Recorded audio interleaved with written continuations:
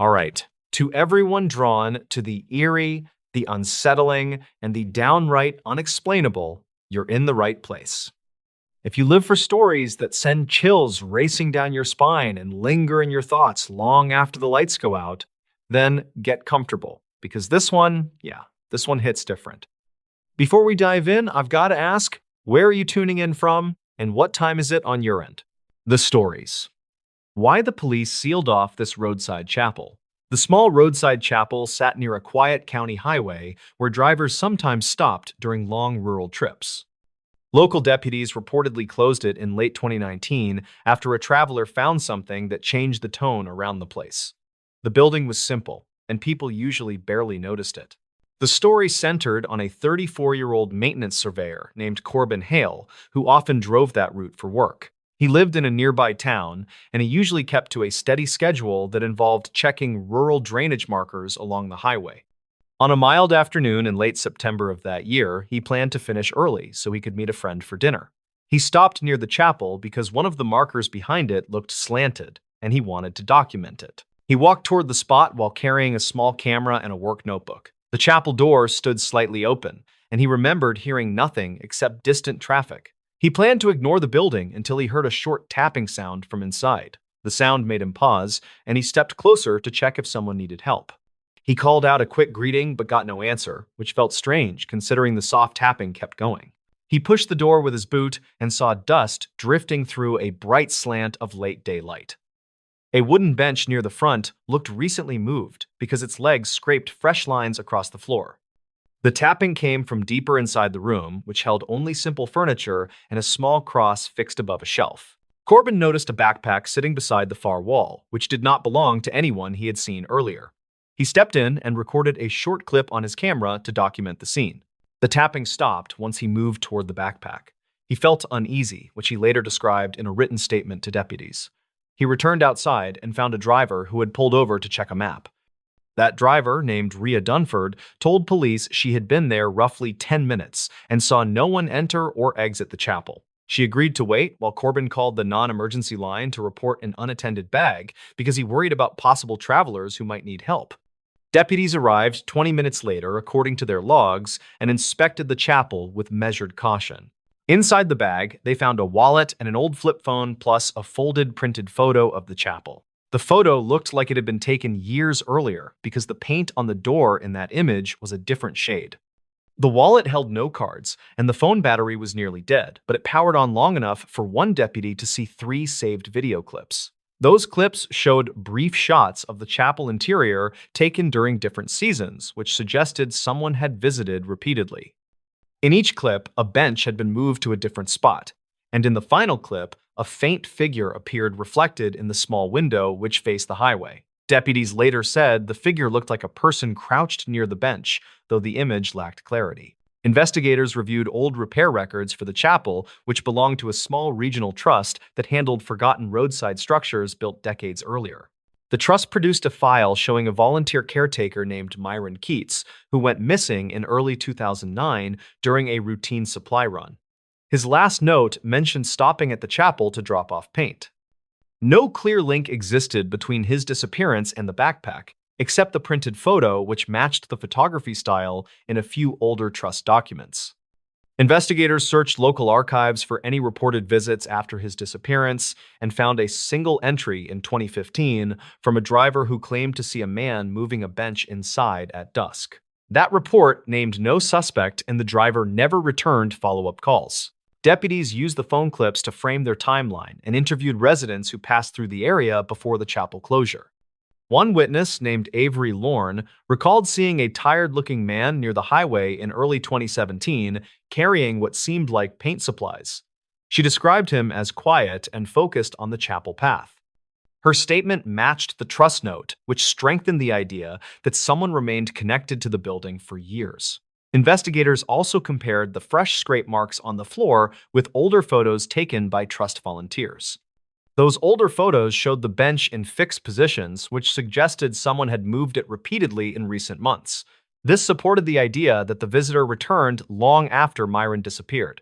When they completed their review, they sealed the chapel for safety because they believed an unknown person had been sheltering there. The person possibly struggled with memory issues or untreated fear of being found, according to one unofficial summary shared with Corbin.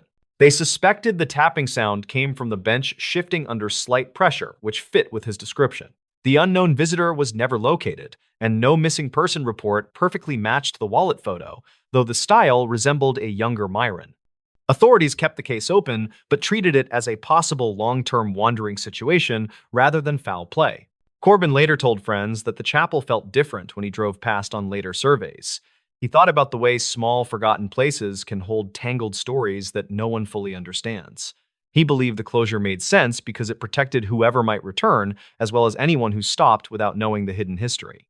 He still remembered the tapping sound and considered it a reminder that quiet places often carry quiet warnings.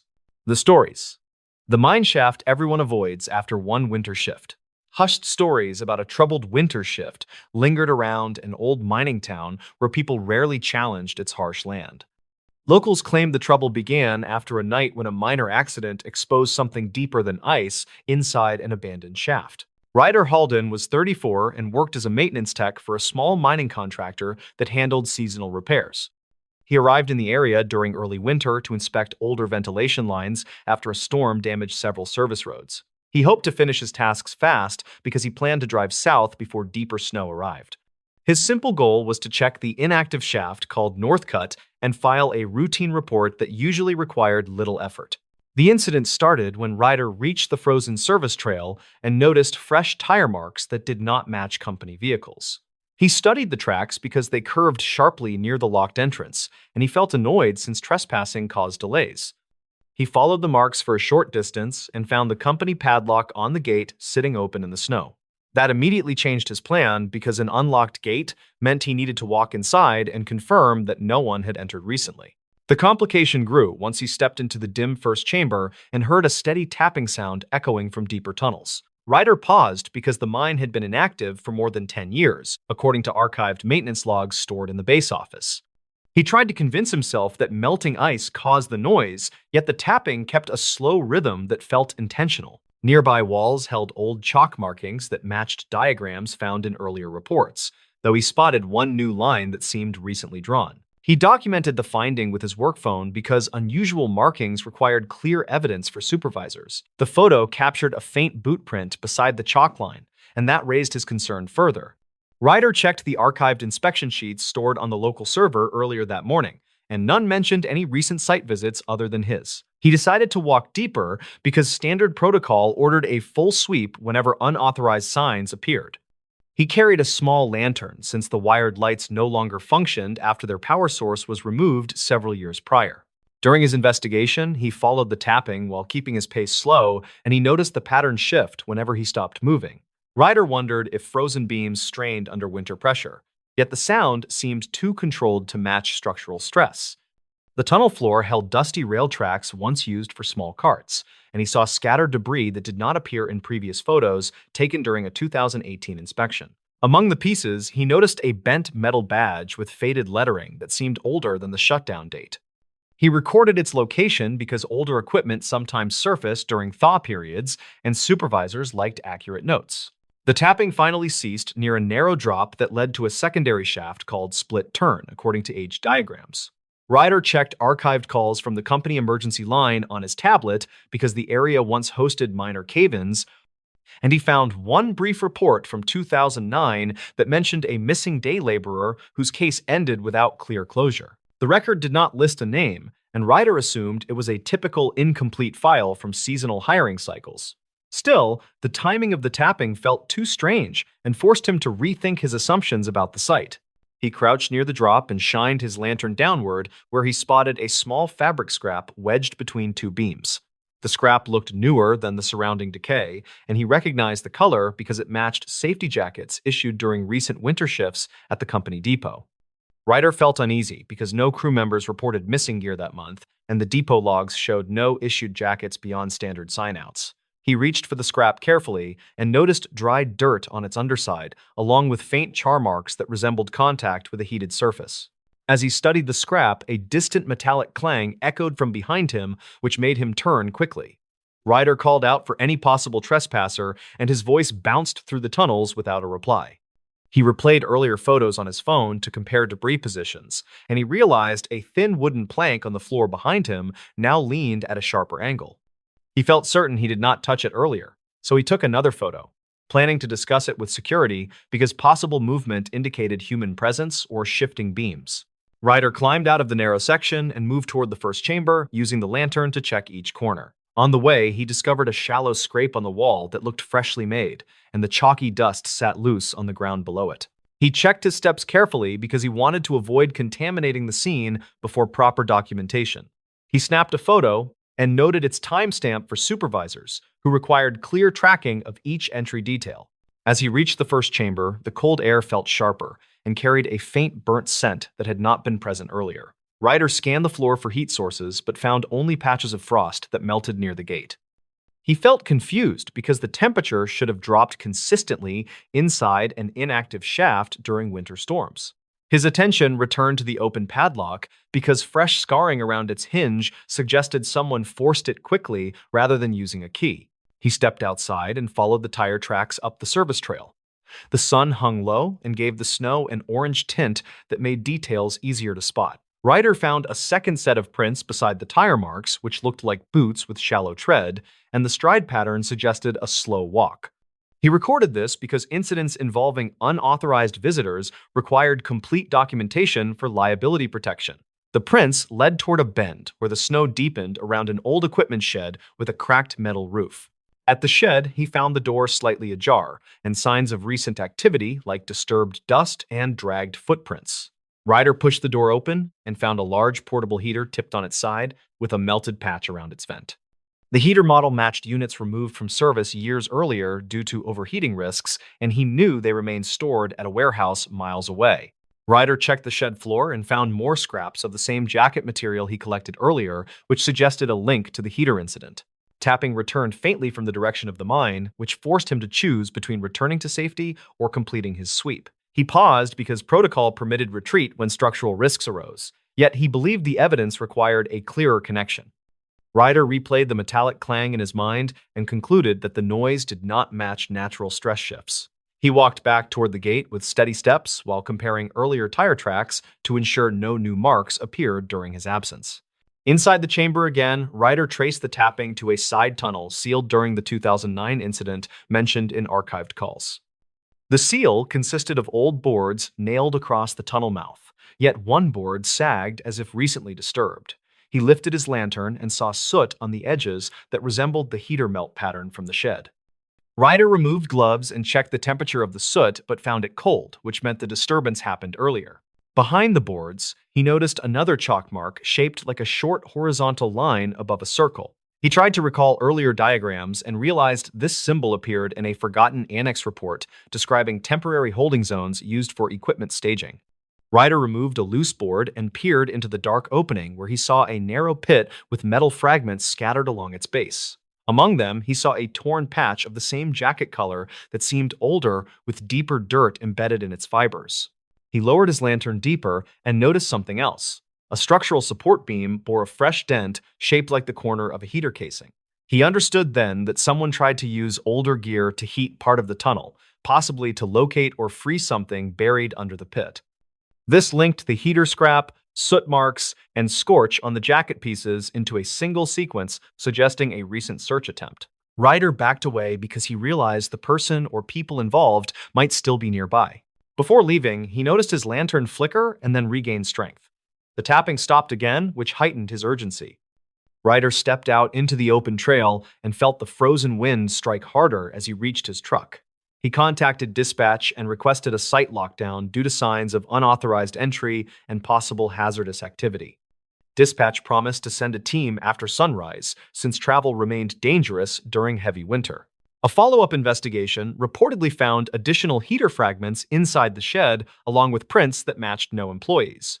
Witness statements from nearby residents mentioned a person seen in a bright jacket entering the service trail 2 nights earlier. No one confirmed the identity, and footage from an old roadside camera offered only a blurred outline walking toward the gate. The pit area remained sealed after teams scanned it with ground sensors that detected minor voids but no confirmed remains or trapped equipment.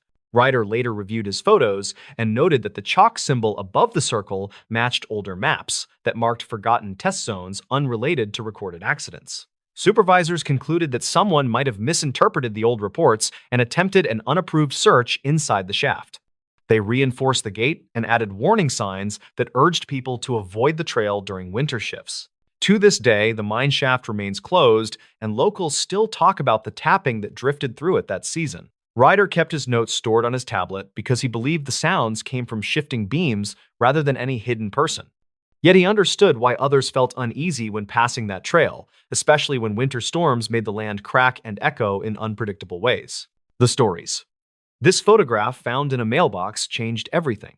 The photograph turned up inside a rusted mailbox behind an old duplex that once housed 3 families during the late 2010s.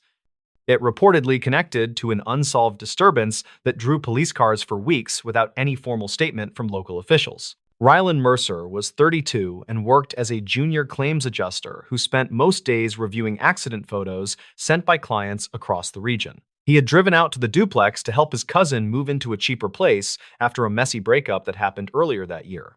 He wanted a quiet afternoon with simple tasks that could end before dark, since the neighborhood felt uneasy even in daylight. The plan changed when he noticed the leaning mailbox behind the fence with its lid jammed open from years of sun damage. Something inside caught the light in a way that bothered him, and he reached in without thinking much about it.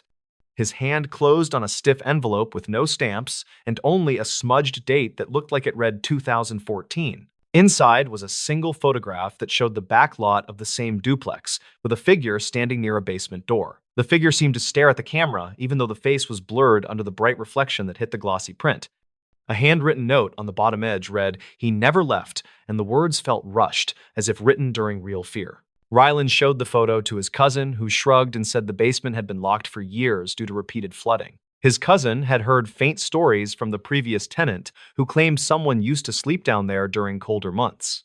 Nothing in the story felt sharp enough to explain the strange energy captured in the photograph. Ryland slipped the photo in his backpack, then walked around the duplex yard for a better look at the angle shown in the print. He matched the line of the fence and the shadows from a nearby power pole until he reached the exact spot where the unknown person once stood. His phone timestamp showed late afternoon, yet a sudden chill moved through the air even though the day had been warm. He took a quick photo of the canal behind the duplex to document conditions, since he handled evidence types for work and trusted that habit. Something shifted behind the basement door, and he stepped back while telling himself it was only loose wood pushed by the wind. The handle rattled once, which unsettled him more than he expected. A neighbor named Corby Henshaw walked out from the adjacent unit and asked if Ryland was looking for the old inspector who used to check the lot. Corby looked about 50 and carried a half-empty grocery bag that gave off a faint scent of detergent and onions. He said the inspector came around every few months to confirm no one had broken into the basement. Ryland showed Corby the photo, and the man stiffened before saying he recognized the reflection pattern on the figure's jacket. Corby claimed the image matched a maintenance worker named Talon Griggs, who vanished from the property in late 2014. According to Corby, the disappearance never gained attention because Talon was young and moved often without telling anyone. Ryland asked if police ever searched the duplex, but Corby said they mostly checked paperwork, then suggested Talon left town for seasonal work. Corby lowered his voice and explained that several tenants reported hearing dragging sounds under the floor during storms after Talon went missing. Ryland listened with growing concern because the basement clearly leaked heavily and could hide debris without much notice. He returned to the basement door and studied the warped wood for any sign of fresh marks that might show recent attempts to enter. A faint groove near the latch suggested someone had slipped a tool inside within the last few months. His job trained him to recognize forced entry signs even when the damage seemed minor. Ryland decided to search public records at the small municipal office across town to see if any maintenance reports mentioned Talon. An older clerk named Mavis Kelter helped him check archived building logs that covered routine inspections and emergency calls. She located a brief entry from late 2014 stating that the maintenance worker assigned to the duplex never completed his shift. The entry ended with a note about a tenant hearing a loud crash near the canal path behind the property that same evening. No follow-up report existed, which troubled Ryland because something clearly disrupted the worker's schedule. Mavis encouraged Ryland to check the microfilm station since older incident summaries sometimes went unprocessed in the main system. He scrolled through grainy reels until a short police dispatch log from early the next morning appeared with a simple description of possible trespasser behind duplex. The log ended without resolution, yet two initials of responding officers matched names Rylan recognized from regional accident investigations. It remained unclear why the officers never wrote a complete summary. Rylan contacted a former coworker who now handled risk assessments for vacant structures and asked if he recalled any issues near that duplex. The coworker remembered an odd request from a landlord who wanted an estimate for reinforcement of a basement hatch rather than a full cleanup. That recommendation was denied due to insufficient documentation, which meant the door probably stayed weak for years. Rylan returned to the duplex the next morning and found the backyard quiet except for the hum of distant traffic along the main road. He held the original photograph beside the current view and noticed a missing gutter downspout that once directed runoff away from the basement. Water had carved a shallow trench that led directly to the exact spot where tenants heard dragging noises during storms. He moved closer to the door and pressed his ear against the wood to check for echoes that could reveal hidden cavities behind the interior wall. A faint hollow sound suggested a gap large enough to hide debris that might include personal items left by Talon. He reached for the handle, which gave slightly, as if someone recently replaced a rusted hinge without securing it tightly. Corby approached again and warned Rylan that previous tenants avoided the basement after a courier discovered an old backpack wedged behind a drain pipe. The courier returned the bag to the landlord, who claimed it belonged to a temporary worker, yet no one retrieved it. Rylan realized this detail lined up with the approximate time of Talon's disappearance. He asked Corby where the landlord moved and learned the man relocated to another county after selling the duplex in 2021. Rylan checked property records later that day and found a short transfer note indicating the landlord left behind several unclaimed storage boxes. Those boxes were marked as low priority during cleanup, which meant their contents might still sit in a small maintenance shed. Rylan walked to the shed behind the duplex and spotted 3 dust-covered boxes stacked under a sagging roof tile that drooped toward the canal. Inside one box, he found scattered papers, including an old shift sheet with Talon's name and a checklist mentioning repairs near the basement hatch. Another page listed a complaint about a foul smell rising through the floorboards after heavy rainfall. He took photos of the papers, then looked up when a sudden gust rattled the shed door hard enough to shake loose dried leaves. The wind pushed a loose shingle that clattered onto the ground near his feet and broke apart in a puff of dust. The noise startled him, but reminded him that the property had been poorly maintained for years, which supported the idea of an overlooked accident. Rylan returned to the basement and used a small pry bar from his cousin's toolbox to loosen the frame without causing obvious damage. The door opened with a dull crack that carried through the quiet yard like a tired breath escaping from a sealed room. A wave of stale air rolled out, followed by the faint scent of metal and wet soil. He stepped inside and turned his phone flashlight toward the far wall where the drainage pipe curved behind a pile of rotten boards. Something glittered near the edge of the light, and he reached down to pick up a crushed reflective jacket with a missing zipper. The reflective pattern matched the same glare seen on the figure in the original photograph. A small utility tag sewn to the jacket listed the initials TG, which aligned with Talon Griggs, and confirmed Rylan had found evidence connected to the missing worker. He dug through debris nearby and uncovered an old clipboard that held one final maintenance note describing a sudden collapse caused by shifting soil near the hatch. It suggested Talon was preparing to reinforce the area before something destabilized the ground. Rylan followed the damaged soil path toward a narrow cavity under the floor where water pooled during storms and carried loose items into deeper pockets of mud. He found scattered tools with dried corrosion that indicated the worker likely became trapped by collapsing debris during heavy rainfall. The shifting soil and poor structure could have hidden the incident from sight for years. He contacted local authorities who reopened the case and confirmed the basement conditions created a perfect scenario for an unnoticed accident involving a lone worker. Officers documented the findings and credited Rylan's persistence for revealing the long-ignored evidence that connected the photograph to the missing maintenance report. Corby watched from the fence with a quiet expression that mixed relief with sorrow. Weeks later, Rylan returned to the duplex before his cousin finished moving in and paused near the mailbox where he first found the photo. The rusted metal still leaned forward, as if trying to offer one final warning about secrets left unmanaged in quiet neighborhoods. He understood now that the image was not a threat, but a trace of someone trying to signal unfinished work.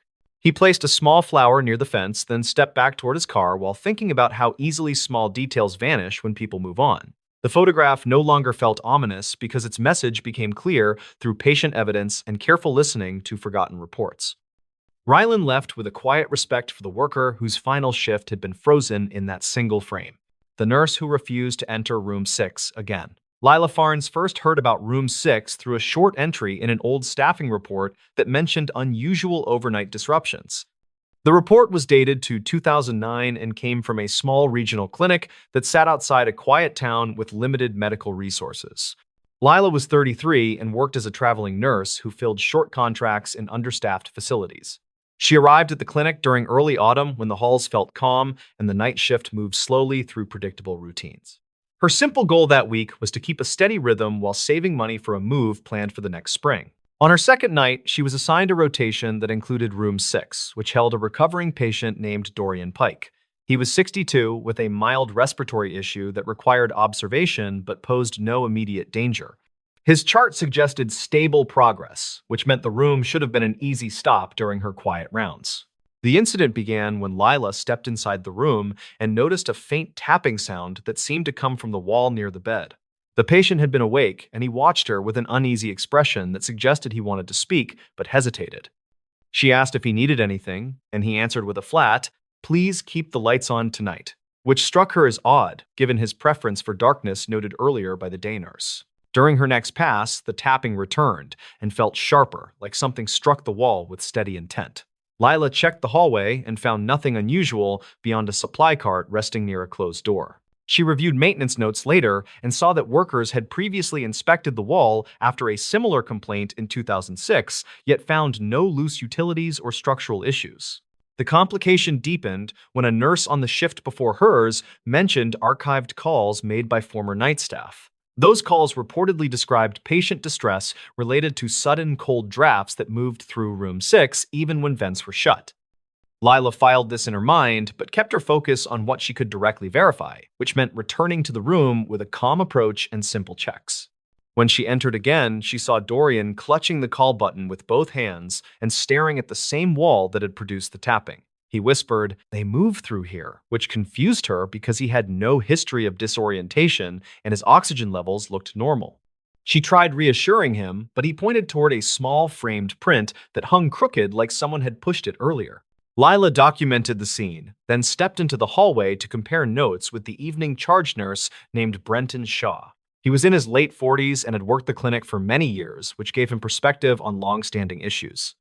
Brenton admitted that room 6 had frequent incident logs related to unexplained noise, but he never saw anything dangerous, so he kept assignments unchanged. The investigation began after Dorian reported that someone had touched his arm during a period when no staff had entered the room. Lila checked the security panel near the nurse's station, which showed timestamps for door openings captured by the badge sensor. The logs indicated her previous visit, followed by a long gap with no recorded entry, which made his claim puzzling. She then reviewed older patient notes from 2003 to 2008, which described brief episodes of agitation from individuals with no history of anxiety. Several mentioned hearing movement behind the wall near the bed, and one wrote that a picture frame had tilted during a quiet stretch. These details were small but consistent, which encouraged her to look for a physical explanation. Lila asked the maintenance lead named Corbin Rusk to inspect the wall after her shift ended. He brought a handheld thermal scanner and ran it across the surface while she watched from the doorway.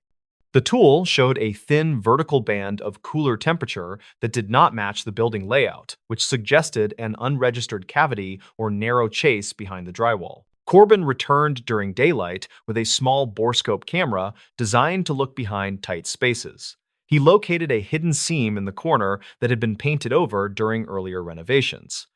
When he guided the camera inside, they saw a slender gap between structural supports where unsecured pipes ran without proper insulation, which explained both the cold drafts and the intermittent tapping. The twist emerged when Corbin followed the pipes farther and discovered that the cavity connected to an abandoned service chase sealed decades earlier, according to archived renovation notes. That chase once linked several rooms, including room 6, where older patients had repeatedly complained about footsteps at night.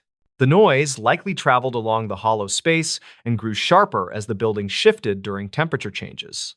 Lila returned to Dorian with the findings, which eased his fear because it gave something concrete to replace earlier uncertainty. She watched him relax when she explained how air moved through the gap and how small vibrations struck the wall during normal settling. He nodded and said, "That makes more sense than what I thought," which helped restore predictable routines for the rest of his stay. The payoff became clear a few days later when the clinic sealed the gap with proper insulation, which stopped the tapping that had bothered so many night staff over the years. Lila felt relieved because the solution fit every clue she had gathered from logs, witness comments, and earlier maintenance records. She no longer feared the room and worked her shifts without hesitation. Still, she remembered the moment she first stepped into room 6 and sensed tension that felt older than her short assignment. She knew many stories deepen when fearful people misread unfamiliar sounds, but she also understood how convincing those moments can feel. Later, she often said that small mysteries usually shrink under steady checking and clear evidence, which matched her experience at the clinic. Lila finished her contract without further issues and moved to her next job carrying a quiet confidence shaped by those nights. She still thought about Dorian and the relief in his voice after learning the real cause behind the unsettling moments.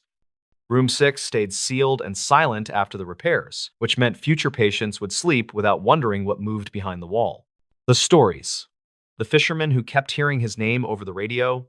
Evan Carr spent most mornings on the narrow inlet where the water carried old radio chatter from nearby boats. Local crews reported that odd transmissions sometimes drifted through that stretch, and many believed they came from abandoned gear left after storms. He treated those stories like tired dock rumors until one calm morning changed his thinking. Evan was 38 and worked as a small-scale fisherman who supplied a few markets inland. He kept his aluminum skiff tied near the inlet because the currents stayed gentle and the tides rarely pushed hard.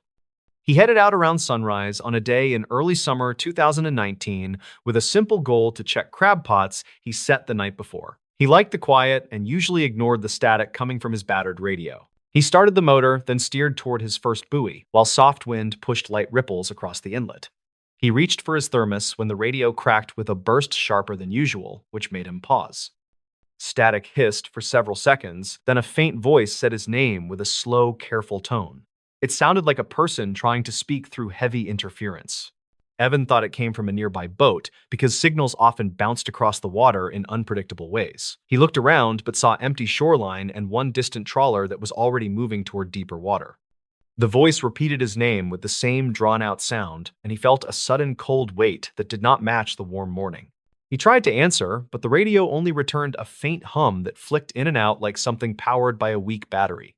He shut the radio off to reset it, then turned it back on, hoping the strange signal would vanish. Instead, he heard a low, rhythmic tapping that reminded him of someone hitting a metal hull in slow, measured beats.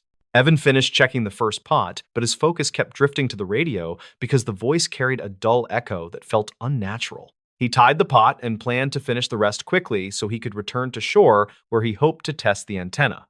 The moment he reached for the throttle, the radio shifted again and whispered his name in a tone that sounded closer than before. He headed towards shore while replaying that voice in his mind because it carried an uneasy familiarity he could not place. Dock workers later said he arrived faster than usual and looked tense as he pulled his gear onto the planks. He asked if any boat had called for him that morning, but no one reported a transmission with his name.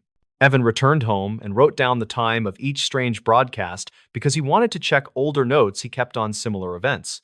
He found 2 entries from early spring that mentioned brief whispers through the radio shortly after heavy fog settled over the inlet. He ignored them at the time because the fog distorted signals and created odd echoes that bounced between cliffs. He spent the afternoon checking online forums that tracked regional marine frequencies where enthusiasts archived recordings from previous seasons. One contributor posted a thread about ghost transmissions that came from a derelict trawler that sank in the late 2010s after a major storm. According to the thread, the trawler carried a short-range radio that sometimes flickered on during low tide when exposed wiring reacted to saltwater. Witness statements from local patrol crews reported faint voices calling crew names during those periods, though no identity was ever confirmed. Evan noted that detail because the thread mentioned distorted speech patterns that matched his morning experience. He called a friend named Cal Rowan, who worked part-time with a small rescue group, and asked if the inlet held any wrecks near his route. Cal said an old survey map showed one submerged boat that rested near the deeper bend south of the inlet. He offered to meet Evan at the dock so they could check title charts and mark the likely location. They met near sunset and compared notes while a light breeze pushed the smell of seaweed across the planks. Cal studied Evan's written times, then said the pattern lined up with a recent series of reports about intermittent transmissions during rising tide. He suggested they record any new signal the next morning using a portable device with stronger range than Evan's aging radio. Evan agreed, even though the idea made him uneasy because the voice felt personal in a way he could not explain. Morning arrived with heavy gray sky as they motored toward the bend marked on the survey map. Evan turned on the recorder while Cal monitored the radio and watched the water shift with the incoming tide. They waited for several minutes before a burst of static cracked through the speaker with a sharp rise that made both men flinch. The voice spoke again and said Evan's name with a tone that now carried a clipped urgency. Cal looked at the recorder, then stared toward the bend because the voice sounded as if it came from somewhere below the surface. Evan gripped the wheel and tried to steady his breathing because something in the tone reminded him of an old coworker who vanished years earlier during a late-season crossing. He mentioned that coworker to Cal, who asked if the man ever sailed near this inlet. Evan said that the coworker named Reed had worked on a small crew that fished along the same coastline in early 2017. Reed later transferred to another vessel that sank during a storm that occurred north of their town. Local reports said the wreck was never fully recovered because shifting sand made the search difficult. Cal suggested they check archived dispatch logs from that storm because crews sometimes reported drifting debris that could help them understand how anything connected to Reed might reach this inlet. They returned to shore and visited a small office where a retired dispatcher kept scanned records from older calls. The dispatcher recognized Evan and allowed them to search a digital folder that stored logs from early 2017. One log described a partial sighting of a damaged trawler hull drifting south several days after the storm. The report said the hull carried broken antennas and fragments of a radio panel that still flickered when exposed to sunlight. A second log mentioned a patrol officer hearing a distant voice through static that repeated a crew name before fading. Evan realized the name in that report matched Reed's last name, but the log did not mention if the voice said anything else. He remembered that Reed had a habit of calling coworkers by last name during early morning shifts when he tried to stay awake. The connection felt loose but too strong to ignore because the timing aligned with the drifting hull. Cal said they should return to the inlet during low tide because exposed wreckage might reveal old wiring that caused recent broadcasts. Evan agreed, though, his stomach tightened because the voice spoke with increasing clarity each time. They secured the skiff, then returned that afternoon when the tide receded and revealed dark shapes below the bend. They anchored near a shallow patch where twisted metal poked through sand like remnants from the storm. Evan moved closer and saw part of a radio panel caught between two rusted beams with wires trailing into the water. Cal used a long hook to lift a loose section and found a corroded tag that matched the radio model used on Reed's crew during 2017. The radio crackled at that moment, then delivered another faint call of Evan's name, with a tone that now carried slow, rising static. Cal recorded the sound while Evan watched the wires shift with the gentle pull of the tide. He understood then that the wrecked panels sometimes connected when saltwater reached the exposed terminals, which created a short burst of power. The burst likely triggered fragments of an old emergency recording that captured voices during the storm. Evan remembered that some crews recorded internal chatter before impact, and those recordings sometimes contained rushed calls that repeated crew names. The voice in his radio may have been part of that final chatter, which echoed through damaged wiring each time conditions aligned. They brought the recording to the dispatcher, who played it through a clearer speaker. The voice echoed sharply, then faded as the static rose, which made the source obvious. It was a broken emergency loop that repeated fragments from a doomed crew's final minutes. The distorted tone made the calls sound directed, but they were simply names, shouted during chaos. Evan felt a heavy release of tension because the mystery carried a painful answer, but at least it was grounded in something real. He asked the dispatcher to contact local authorities so they could mark the wreck and prevent more confusion. Cal agreed and said the inlet should be flagged on new charts for safety. Evan returned to the water the next day and listened to his radio with a calmer mind while checking his crab pots. The inlet felt different because he now understood the source, even though the memory of the voice still lingered. He looked toward the bend where the wreck rested and thought about the crew who never returned. He continued working that season with new respect for the signals that travel across water because each transmission carried a story shaped by time and tide. He did not hear his name again and believed the loop finally failed after years of corrosion. He kept the recording in a drawer at home to remind himself that strange moments sometimes come from simple causes. He knew that calm days on the inlet now carried a quiet steadiness that felt earned after weeks of searching for answers. The stories. Never take the shortcut behind the closed factory.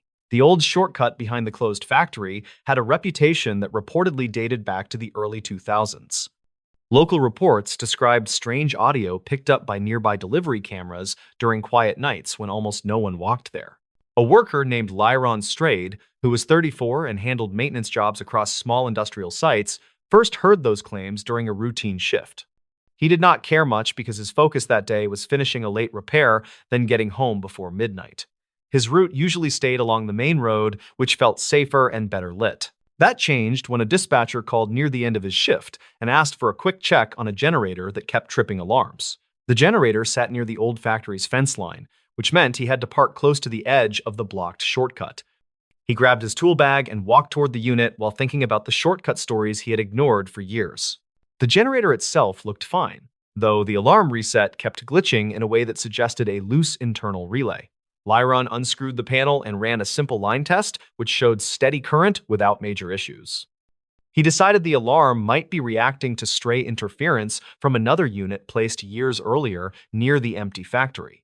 He stepped around the corner to inspect the older unit and noticed something unusual on the dirt path behind the fence. Fresh tire marks cut through the narrow corridor that was supposed to be locked and unused. He checked the fence and found the chain wrapped, but not fully secured, like someone had looped it quickly without snapping the lock. Lyron returned to his truck for a small flashlight and snapped 2 photos of the fence for his report. He wanted to note it in case building management had missed scheduled security checks. When he stepped back toward the generator, his radio crackled with a faint, distorted signal that did not match the dispatch channel he normally heard.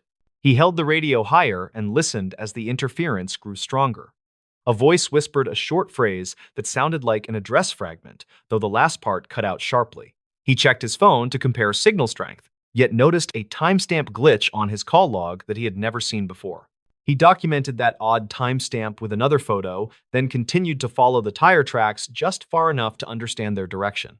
They ran straight toward a collapsed loading ramp behind the factory that had not been accessed since a structural inspection during 1999.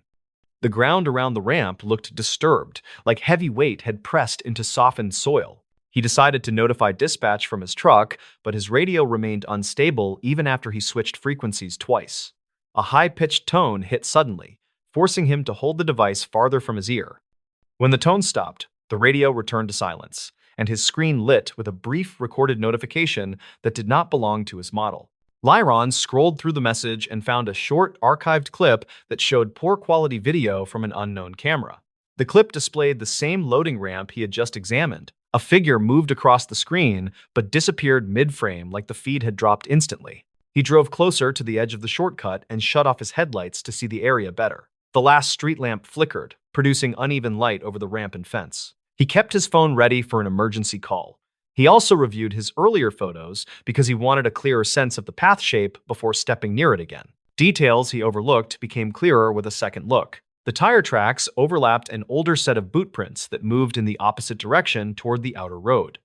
Those prints looked narrow and deep, like someone had walked quickly while carrying a heavy load. He checked the soil near his boots and found similar compression marks that matched the archived clip patterns almost exactly. He took more pictures and followed the tracks until he reached a corroded service door near the ramp. The door sat slightly open, though crews had sealed it with metal brackets during 2006. He pushed gently and felt resistance from warped hinges rather than any locking mechanism. Inside, the air smelled stale, and dust covered most surfaces.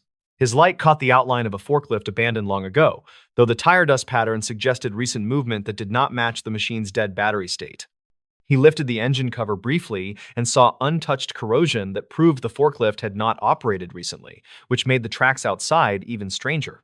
Near the back wall, he found a stack of handwritten notes taped to a cabinet. The pages carried dates from the late 2000s and documented repeated complaints about unauthorized after-hours activity. One note mentioned an unidentified van entering through the same corridor that created the tire marks he saw. Another described auditory anomalies inside the building, captured by a security mic later removed during an equipment reduction. He copied the notes by taking photos and moved to the other end of the room where a damaged camera hung loose.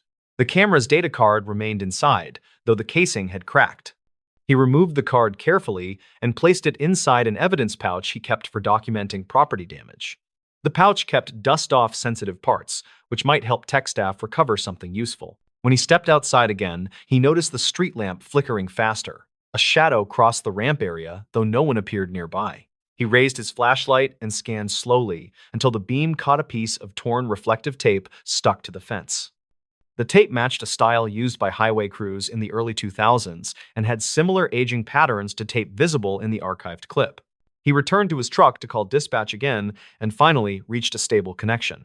The dispatcher listened, then pulled up two old maintenance logs that referenced unusual trespassing during night shifts between 2003 and 2008. Those logs mentioned a possible smuggling route using the service door before the factory closed. The route was believed sealed after the inspection in 2006, but no follow-up confirmation existed. Lyron asked the dispatcher to check one more detail, specifically whether any recent patrol cars had reported activity near the shortcut.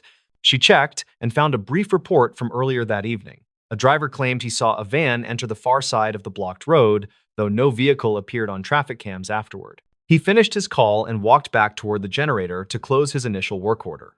The radio interference returned, but softer, almost like the earlier voice had weakened. He waited to see if anything else came through. Only a faint click repeated twice, matching the distortion pattern from the archived clip. Before leaving, he photographed the loading ramp again, along with the surrounding soil. When he reviewed the new images, he saw a fresh indentation near the forklift room entrance, as if someone or something had stepped there after he exited. The shape looked too narrow for a normal boot, but aligned perfectly with the print glimpse seen in the archived clip. He left the site carefully and locked the outer gate before sending all photos and the data card to the tech department. He then wrote a detailed report describing each anomaly exactly as he observed it. His findings matched older complaints closely, creating a pattern that suggested someone had been using the closed corridor long after the factory shut down. The next morning, the tech team confirmed the data card contained partial footage from 2 nights earlier that showed the same shadow crossing the loading ramp. They also discovered faint audio that matched the strange voice Lyron heard through his radio. It repeated the same clipped address fragment that had confused him near the generator. Investigators later checked that fragment and found it corresponded to an unregistered storage lot once connected to the factory by a freight contract during the late 1990s. The lot had changed ownership several times without clear documentation, which explained why no record connected it to the shortcut corridor anymore. Lyron stayed involved through follow-up calls for several weeks. His report became part of a larger inquiry into abandoned freight routes that still carried untracked activity. The case remained unofficial because none of the evidence pointed to a clear suspect or purpose. It only showed movement that had restarted for unknown reasons. He sometimes drove past the site after work and noticed the city had installed better locks and stronger lights. The shortcut no longer flickered with the eerie randomness that greeted him that night. He never again heard the distorted voice or saw odd timestamps on his radio displays. The experience left him cautious about places that looked abandoned but still carried signs of movement. He understood how easily someone could miss tiny clues unless the light hit them at the right angle. Every tire, track, shadow, and flicker had pointed to something real that operated quietly in the gaps between forgotten structures.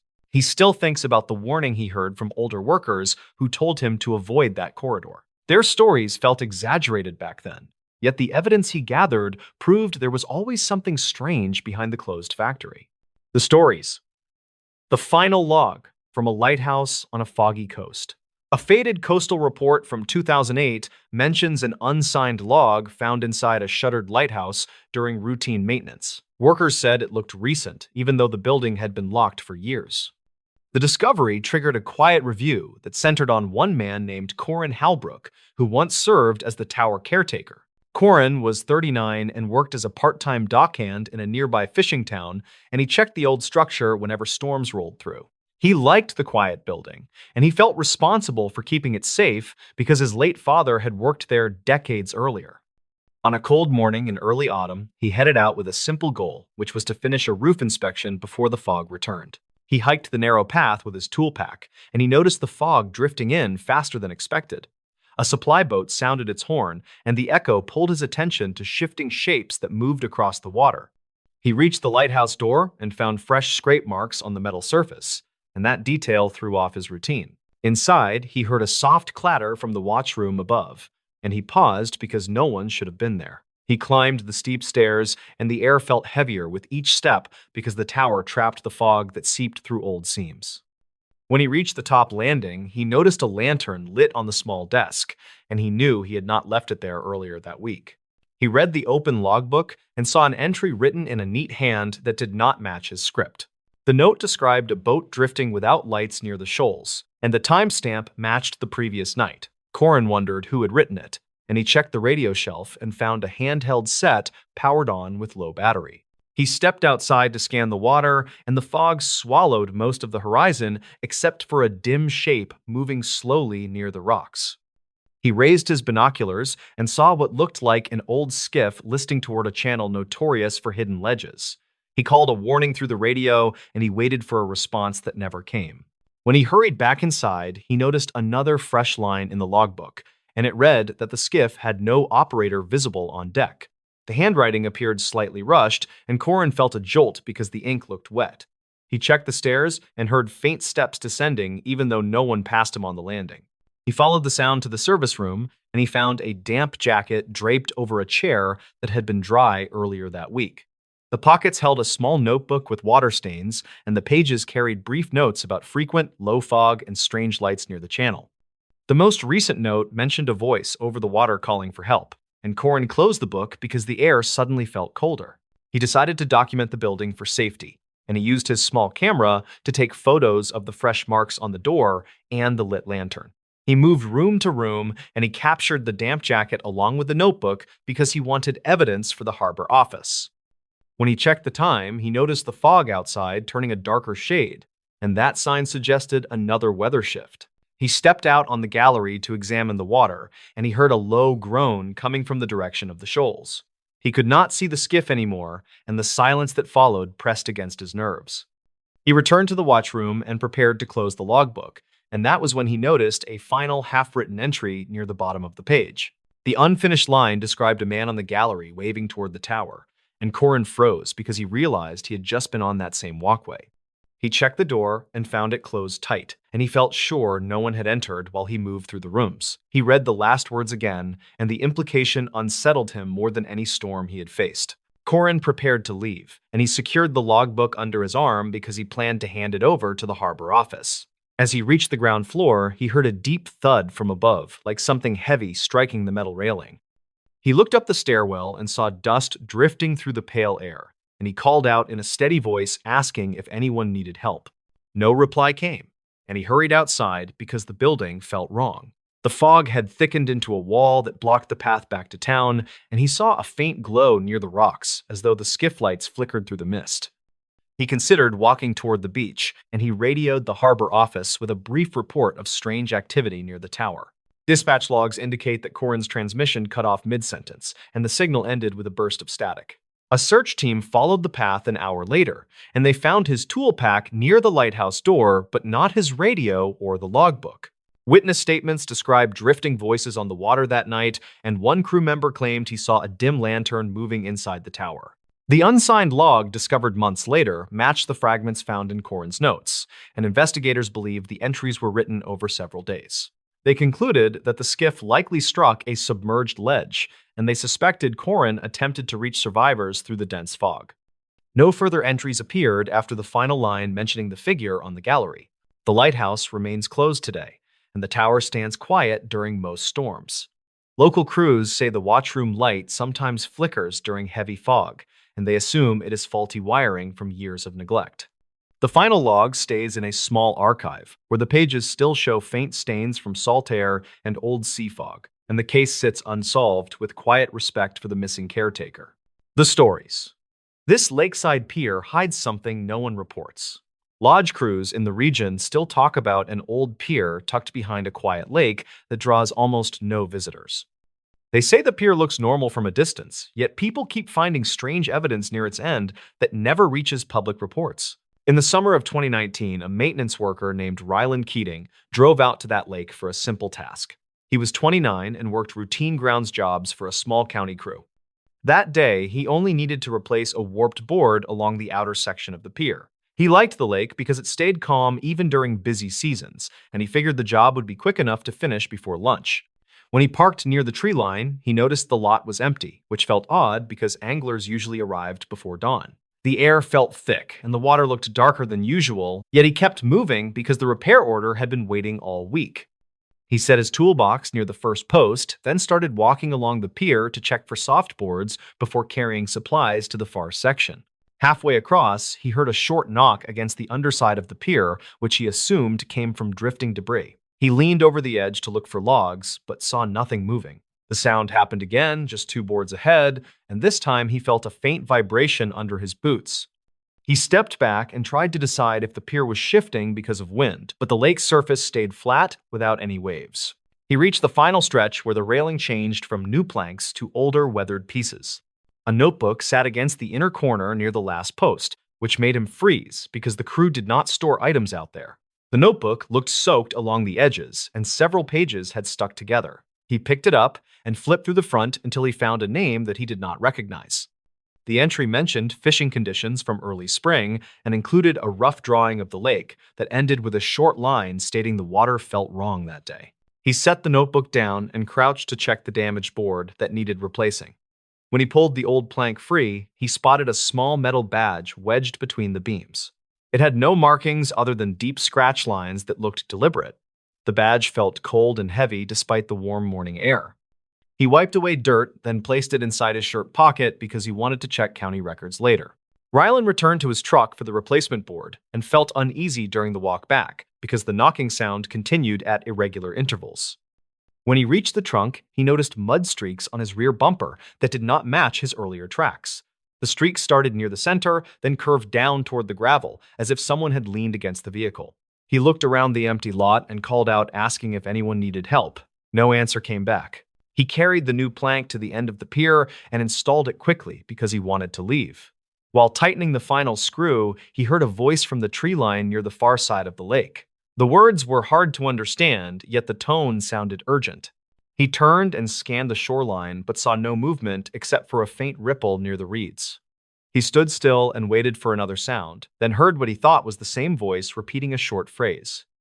The wind picked up, which carried the sound across the water in a strange pattern that made it difficult to pinpoint the source. He packed his tools and walked back toward the lot. Before reaching the shore, he noticed footprints near the first post that looked fresh. They were smaller than his boots and pressed deeply into the wood, which suggested someone had been standing there minutes earlier. He followed the prints for a short distance until they looped back toward the reeds and stopped abruptly where the boards felt damp. When Rylan returned to the office, he turned in the repair report and mentioned the found notebook and badge.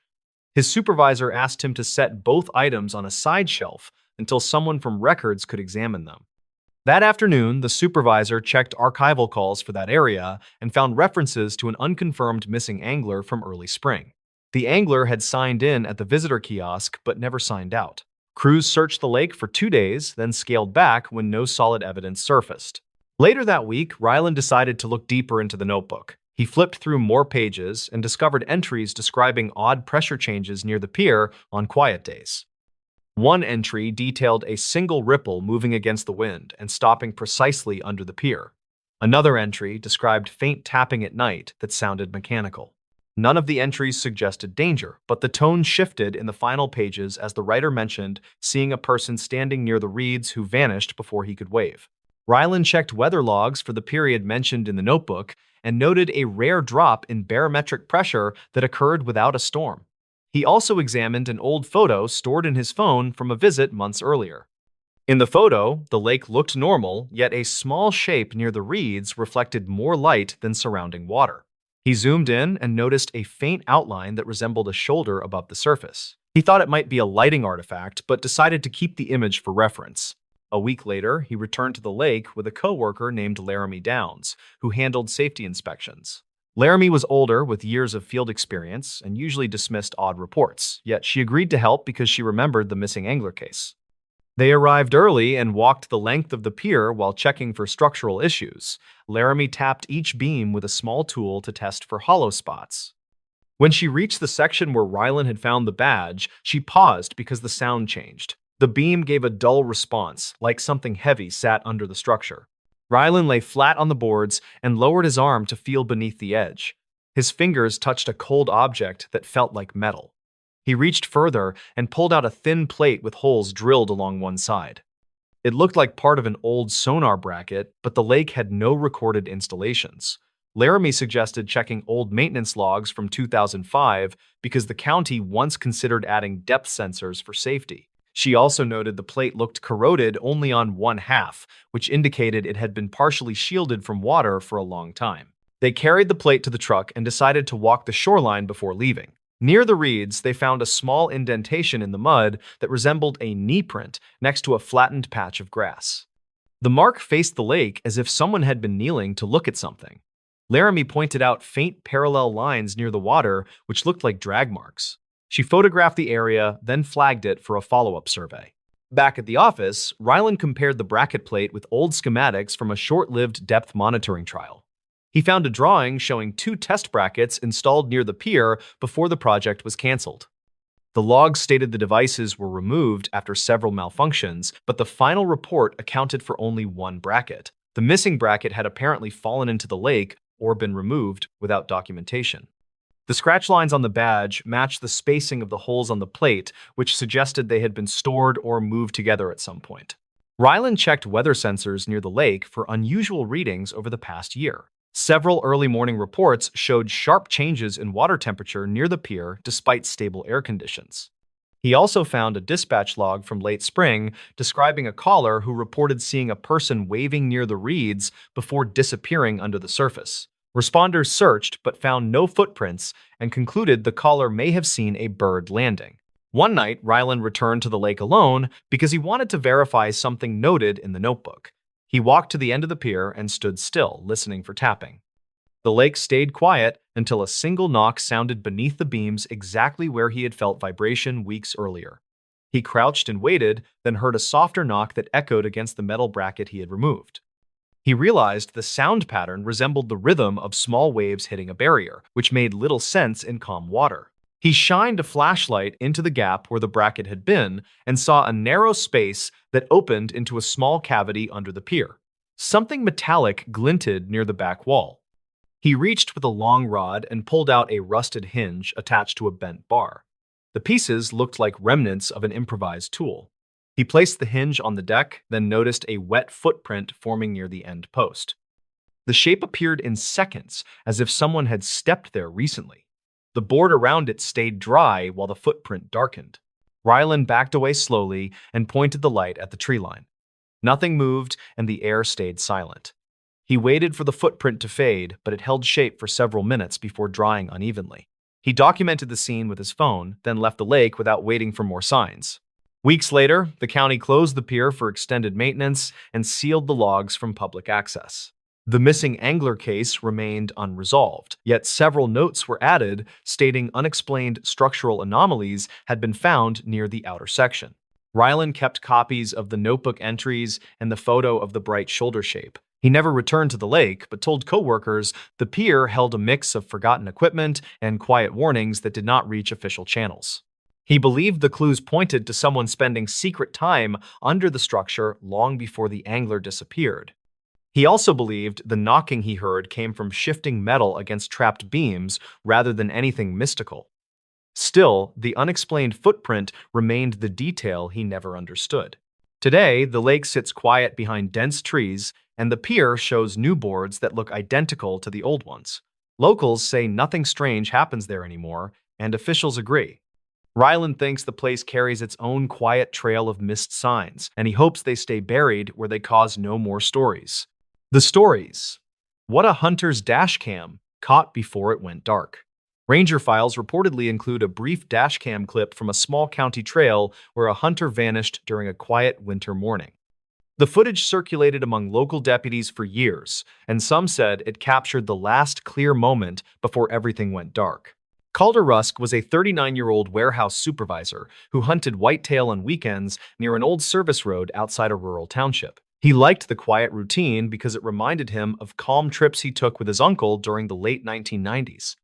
On a cold morning in early 2017, he set out before sunrise with a simple goal to test a new trail camera he had mounted near a frozen creek. He drove a faded pickup with a budget dash cam that ran whenever the engine turned, and he kept it for insurance reasons. He headed toward the tree line under a pale sky and planned to reach his blind before other hunters scattered the deer. He parked near a thin cluster of spruce trees and noted the strange sound of distant engines that did not match the usual logging trucks. He stepped out, locked the truck, then grabbed a small pack that held water and a thermal layer. While crossing the first ridge, he heard a sharp crack from the lower creek bed that stopped him long enough to check for falling branches. He saw nothing moving through the frost and continued toward his blind with the plan to return by mid-afternoon. The trigger came when he noticed a line of prints that curved away from the creek with a stride that seemed too wide for any deer. He crouched and studied the marks, which looked oddly pressed, as if a heavy object had settled briefly before sliding forward. Witness statements from two hikers later confirmed a loud metallic scrape in that area around dawn. Calder followed the prints along a narrow stretch where the snow had thinned near a power cut. He took out his phone and snapped 3 photos, which appeared in the recovered data after his disappearance. In the first photo, his gloved hand pointed at a deep trough in the ice. In the second photo, a faint reflection hinted at a dull shape beneath the surface. In the third photo, the trail bent toward a thicket with sharp broken branches. Complications piled up when he reached the old blind and found the canvas flap torn along the side where he kept a small heater. He checked his gear, muttered that kids might have messed with it, then noticed the same strange prints circling the blind at least twice. A nearby birch trunk had a fresh gouge that lined with a rough metal edge rather than any animal claw. He reportedly radioed a friend named Orrin Dale around mid-morning and mentioned a set of tracks that looked artificial. Orrin later told deputies that Calder sounded tired but focused, which matched the timestamp on the dashcam file. The truck sat untouched all morning except for a brief moment when the wind pushed snow across the lens. Calder decided to hike toward the ridge above the old service road since the prints kept drifting uphill. While climbing, he spotted a rusted trail marker that had not been maintained since 2005, and he stopped long enough to compare the lower section with the strange gouge on his blind. The cuts matched in width and depth, which led him to believe someone had been dragging old equipment through the property. He continued over the ridge and entered a narrow pass where discarded fencing lay half-buried under ice. He bent to check a twisted strand and noticed faint smudges that looked like dried hydraulic fluid. The smell was faint but distinct, which suggested a leaking machine had passed through at some point during the previous night. He recorded a short voice note on his phone, saying he planned to follow the trail until noon. Deputies later found that note in the recovered cloud folder, which helped build a basic timeline. According to weather logs, the wind picked up around midday and the ridge became unstable.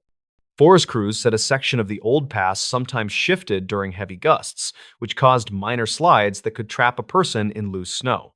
Yet something in the final dashcam clip suggested a different angle. By early afternoon, Calder returned to his truck, but he looked unsettled. The dashcam captured him walking from the tree line with quick, heavy steps while glancing over his shoulder. He opened the door, tossed his pack onto the passenger seat, then leaned inside while breathing hard. A faint metallic clatter echoed from the ridge, which made him freeze for 5 full seconds. He whispered, "That was not a deer," then climbed in and started the engine. The camera angle showed his eyes tracking something moving between the trees. Snow drifted across the hood while a light creak came from behind the truck. The sound repeated twice with a rising pitch that made him tense his shoulders before shifting into reverse.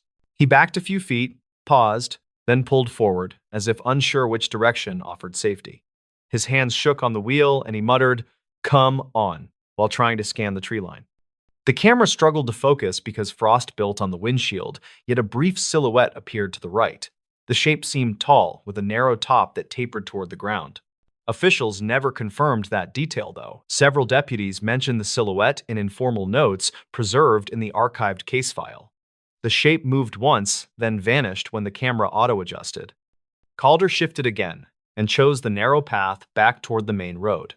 His breathing slowed, but he kept glancing at the rear mirror as if tracking invisible movement. 20 seconds before the file ended, the truck lurched violently to the left, which knocked the camera sideways. A burst of static filled the audio and a heavy thud landed somewhere near the rear bumper. Calder shouted, "Hey, stop!" Then the camera caught a slanted view of the ridge, where a dark form slid under the branches. Snow showered the hood as he pressed the accelerator in panic. The final clear frame showed a long scrape running across the truck bed, which matched the gouge found on his blind. Investigators believed something metallic struck the truck during that moment, although no working equipment was ever logged on that road. The clip ended when the camera lost power due to a damaged cable that had been cleanly severed.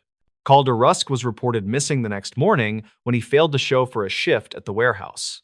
Search teams found his truck stuck in a shallow drift about a mile from the service road. Tracks around the vehicle were distorted by wind, though one responder noted a long impression shaped like a flattened cylinder that matched the strange prints seen near the creek. Despite a wide search, no clear evidence explained what he chased or what followed him down the ridge that day.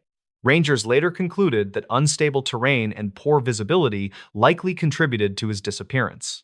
They preserved the dashcam clip because the strange sounds and the silhouette raised questions they could not fully answer. Years later, locals still talk about the footage that flickered for a few seconds before going dark.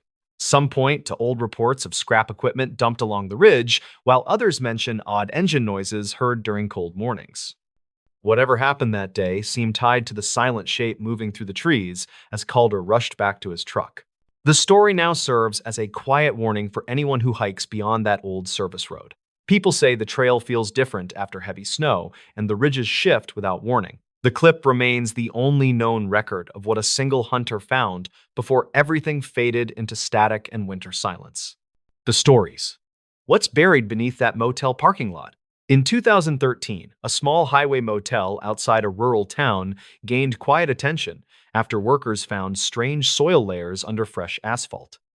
The case never reached headlines, but locals still mention it when strange noises come from the empty lot at night. The story centers on Rylan Mercer, who was 29 and worked as a nighttime maintenance tech at the old roadside place. He lived in a small room near the supply shed and handled plumbing issues plus late check-ins during slow months.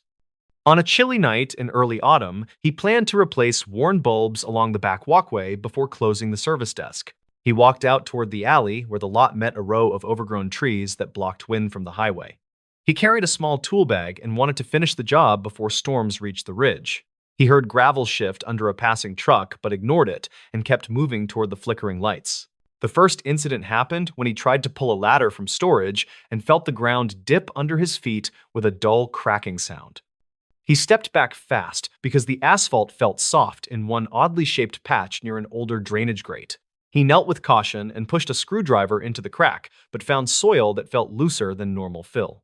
Rylan went inside and wrote a brief note about the issue, because the motel owner wanted records of every minor repair. He grabbed a flashlight and returned outside to check the area again, since guests sometimes reported old pipes vibrating under the lot. He pressed his heel against the weakened spot and felt a faint vibration that did not match normal pipe flow. The complication grew after he asked an older guest named Hollis Grant if he had heard unusual sounds during his stay. Hollis said he heard steady tapping under the pavement around midnight 2 nights earlier. He said the tapping felt rhythmic in a slow pattern that reminded him of someone knocking through thin wood. Rylan wrote the detail in his small notebook because he wanted a full record for the owner. The next morning, he looked at archived maintenance logs stored in a dusty drawer near the office printer. He found an entry from 2009 that noted settling issues under the same section of the lot without any follow-up record.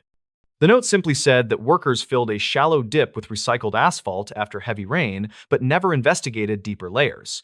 He walked back outside and scraped away loose chunks of pavement until he reached a thin patch of older concrete mixed with cracked gravel. He noticed faint marks in the old material that looked like parallel lines spaced evenly in a pattern similar to a box lid. He pushed his flashlight beam through the cracks and saw a dark void below the thin concrete sheet. Rylan called his friend Linton Fry, who worked part-time with a local cleanup crew that handled abandoned structures. Linton arrived after lunch and helped test the hollow area with a short steel rod used for soil checks. The rod dropped several inches into the void and produced a hollow thump that sounded too sharp for natural erosion pockets. Rylan felt uneasy but wanted clear evidence before alerting the owner.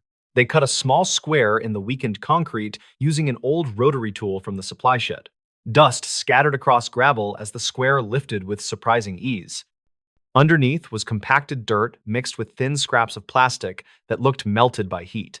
Rylan reached in and pulled out a small strip with faded printing that looked like part of a safety warning from older storage bins. The deeper investigation started when Rylan found an old photo taped inside the maintenance log he borrowed from 2009. The photo showed the lot before renovations in 2006 and included a small storage cabin that no longer existed. A handwritten note on the back said the cabin caught fire during a storm, but details were never shared with newer staff. Rylan asked the owner about it, but only received a quiet answer that the cabin was removed after a minor electrical issue. Rylan then checked archive dispatch logs stored at the county library and found a brief call from July 2006 that reported a small fire near a roadside property matching the motel's mile marker. The call mentioned unknown materials stored inside an abandoned cabin that smoldered before firefighters cleared debris. No injuries were reported, but the log said a chemical odor lingered during the cleanup. He returned to the void under the lot and dug deeper with a small garden trowel he kept for landscaping tasks. 2 inches down, he uncovered brittle wood fibers coated in a hardened black residue that smelled faintly metallic. Linton suggested the residue looked similar to burned plastic from older industrial crates. They kept digging until the trowel struck a thin metal edge shaped like a corner bracket. They widened the hole and exposed a rectangular metal frame with charred wood inside, almost like a collapsed storage box left under the ground during repaving. Rylan found a faded barcode sticker fused to the metal, but the numbers were unreadable, except for the last 3 digits, which appeared as 416.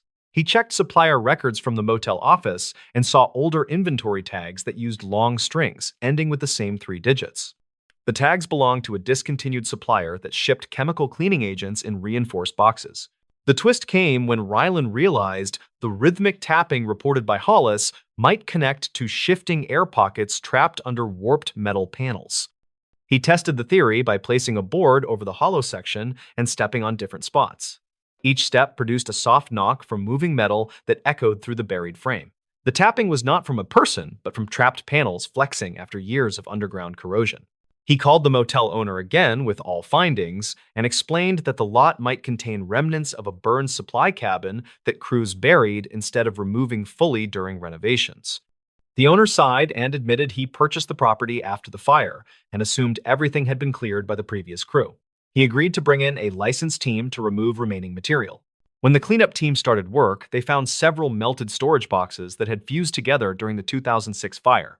The boxes contained expired solvent containers that ruptured during heat exposure. Crews confirmed the ash smell came from plastic and wood that settled unevenly under asphalt after the rushed renovation. They transported the debris to a proper disposal site and filled the cavity with stable soil. After workers repaired the pavement, Rylan walked the lot at dusk and listened for any sign of hidden noise. The tapping had stopped and the ground felt firm under every step. He wrote a final note describing the discovery and placed it with other logs so future staff could understand the history. People still mention the motel when storms roll across the ridge because the lot glistens strangely after heavy rain. Rylan thinks the glimmer comes from newer asphalt mixing with old gravel, but he also knows that memories of buried things often linger longer than anyone expects. He told Linton the mystery felt smaller once evidence replaced fear, and Linton agreed as they locked the shed and watched distant trucks roll past on the quiet highway.